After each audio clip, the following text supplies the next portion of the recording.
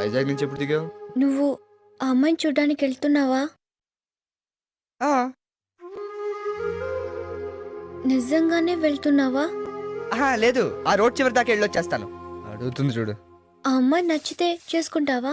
నచ్చితే చేసుకోక, నచ్చావు సిస్టర్ అని వచ్చేస్తావా? నువ్వు ఆ అమ్మాయికి నచ్చాలిగా. ఇదిగో, నీకు ఎలాగో నచ్చలేదు, ఊర్లో వాళ్ళకి కూడా నచ్చకూడదా?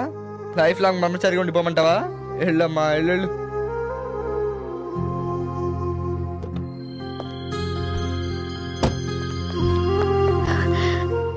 రాధా, ఏంటి?